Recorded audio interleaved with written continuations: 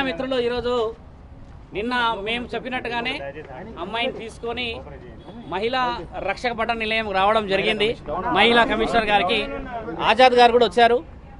మేమందరం కూర్చొని అన్ని కాగితాలు రాసి ఈ అమ్మ రాసిన తర్వాత పైన మేడం గారిని కలవడం జరిగింది, మాట్లాడించడం జరిగింది. దానికి సంబంధించిన సదరు కాగితాలు కూడా అక్కడ సమర్పించడం జరిగింది. వాళ్ళు కూడా నెక్స్ట్ స్టెప్ ఏం తీసుకుంటున్నారు అనేది రేపు మళ్ళీ రమ్మని చెప్పారు. ఈ అమ్మగారిని మీరు నిన్న అన్నట్టుగా ఎల్లూరు శ్రీనివాస్ ఏమన్నాడంటే ఆధారాలు లేవు అని అన్నాడు. కాబట్టి ఆధారాల ప్రకారంగానే మేము అక్కడ పెట్టాము, అన్ని ఆధారాలు పెడతానని చెప్పారు, చూపించాము. ఇప్పుడు అడ్వకేట్ త్రూ వచ్చామని అంటే ఆధారాలు లేకుంటే అయితే రాదు. మీ అందరికీ తెలిసిందే ఎల్లూరు శ్రీనివాస్ ఏదైతే పైశాచికతమైన పనులు చేసేసి ఆధారాలు లేవు ఎవరేం చేస్తారని మాట్లాడుతున్నారో ఆయన గారికి చెప్పాల్సిన విషయం ఏంటంటే ఎక్కడికి పోయినా చట్టం ప్రకారంగానే పోతున్నాము, న్యాయం ప్రకారంగా పోతున్నాము, ధర్మం ప్రకారంగా పోతున్నాం. కాబట్టి ఆ అమ్మని కాపాడే బాధ్యత అందరికీ ఉన్నది. ఈరోజు ఇక్కడ మహిళా సంఘాల దగ్గరకు వచ్చాము.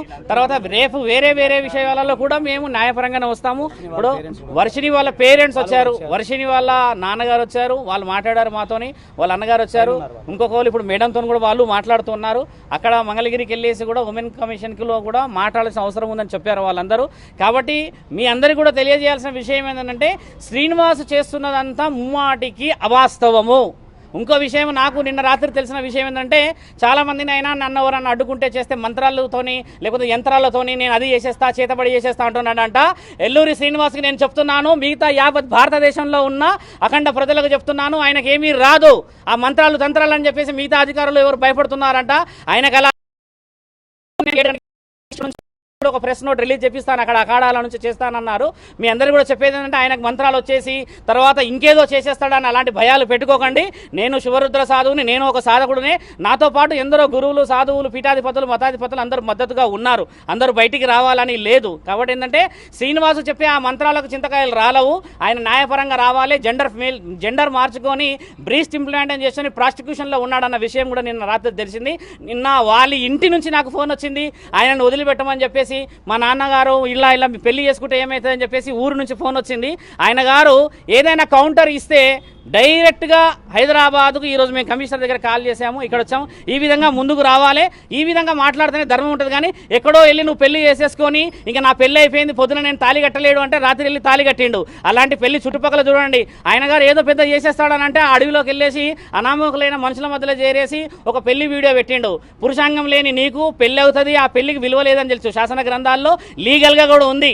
ఒక పురుషుడి యొక్క అంగానికి విలువ లేకపోతే చట్టపరంగా ఎలాంటి మర్యాదలు ఉంటాయో తెలుస్తుంది. నీకు అంగం లేదు అలా అని చెప్పేసి యోని లేదు, నువ్వు నిర్ణయించుకున్నావు. కాబట్టి ఆ అమ్మాయి వర్షిని జీవితాన్ని సర్వనాశనం పట్టిస్తున్నావు. ఇకనైనా నువ్వు మేల్కోకపోతే నీకు రావాల్సిన రోజుల్లో కావాల్సిన మర్యాదలు చట్టపరంగా అవుతాయి. ఒక స్త్రీ ఈరోజు బయటకు వచ్చింది, గుర్తుపెట్టుకో, నీ పతనం మొదలైంది. శ్రీనివాస్, నువ్వు ఎక్కడో ఉండేసి గాలిలో పెడుతున్నావు కదా మేడలు, నేను ఆశ్రమం కట్టుకుంటున్నా, నేను అది చేస్తున్నా అంటున్నావు కదా.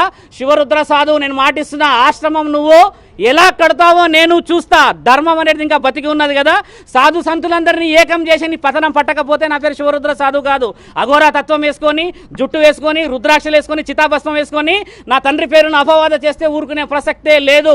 నీ రుద్రాక్షలను నేను దింపకపోతే నా పేరు శివరుద్ర సాధువు అనేది మార్చుకుంటా. ఆ అమ్మాయి ఈరోజు బయటకు వచ్చింది, కేవలం ఒక భక్తిని, ఒక ధర్మాన్ని మీరు అందరూ ఉంటారని చెప్పేసి కదా. ఆ అమ్మాయి కూడా నేను మాటిచ్చాను, వారం నుంచి 10 రోజుల్లో ఆయనకు సంబంధించిన వివరణలు అన్నిచ్చి చట్టపరంగా ముందుకెళ్తామని చెప్పేసి ఆజాద్ గారు కూడా వచ్చారు. ఈ ఆజాద్ గారు మాట్లాడింది చట్టపరంగా రావాలని చెప్పి. ఏదైనా కూడా ఎంత వివరంగా మేము చెప్తున్నాము, నీకేంది ధైర్యం లేక ఎక్కడో గుహల్లోకి వెళ్ళి చెట్లలోకి వెళ్ళి వీడియోలు పెడుతున్నావు కదా. లైవ్గా వచ్చి మాట్లాడమంటే కొందరు వ్యక్తులతో మాట్లాడుతున్నావు, డిబేట్కి ఎందుకు రావట్లేదు, ప్రశ్న జవాబులు ఇచ్చడానికి ఓపిక లేదా నీకు? ఆ అమ్మాయిని మోసం చేస్తున్నావు. అపంశుభం తెలియ ఆ తల్లిదండ్రులు నేను రాగానే కాళ్ళ మీద పడి ఎంత ఏడుస్తున్నాడు ఆయన. నిన్న నైట్ వాళ్ళ అమ్మకి అక్కడ ఫిట్స్ వచ్చిందంట ఆ పెళ్లి వీడియో చూసేసి. ఇలాంటి వాళ్ళ ఉసురు ముట్టి దస్తావు, నువ్వు గుర్తుపెట్టుకో. నిన్ను కన్న తల్లిదండ్రుల ఏలూరు శ్రీనివాస్ అని చెప్పేసి నీ ఊర్లో నీకు విలువ లేదు, అక్కడ బహిష్కరణ చేశారు. ఆ లింగ మార్పిడి చేసుకున్నావు, అక్కడ బతకలేకపోయావు. ఇక్కడ శివతత్వం అన్నావు, ఇక్కడ బతకలేకపోయావు. ఎందుకు మానవ జన్మెత్తినావు నువ్వు? అర్థం పర్థం లేని వీడియోలు ఇచ్చి అర్థం పద్ధతులు ఇచ్చి ఏం ఫేమ్ అవుతున్నావు అనుకుంటున్నావు? బాగా గుర్తుపెట్టుకో, నువ్వు చేస్తున్నంత అధర్మమైన పనులు.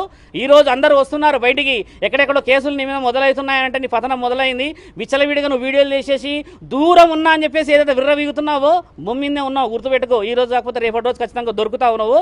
దానికి సమాధానం ఈ స్త్రీ చెప్పడానికి ఆ కుటుంబం అంతా సిద్ధంగా ఉన్నది, అక్కడ ఇంకో కుటుంబం అంతా సిద్ధంగా ఉన్నది. శివరుద్ర సాధువుకు నువ్వు సమాధానం చెప్పాల్సిన అవసరం లేదు, అడ్వకేట్ గారికి సమాధానం చెప్పాల్సిన అవసరం లేదు. కానీ నీవు శరీరకంగా వాడుకున్న అమ్మాయిలకి మాత్రం సమాధానం ఆ కుటుంబానికి చెప్పే బాధ్యత ఉంది.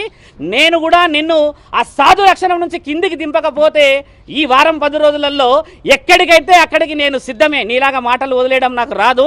ముందుకు వచ్చిన తర్వాత ఏం మాట్లాడాలో, ఎలా నిర్ణయాలు తీసుకోవాలో నాకు తెలుసు.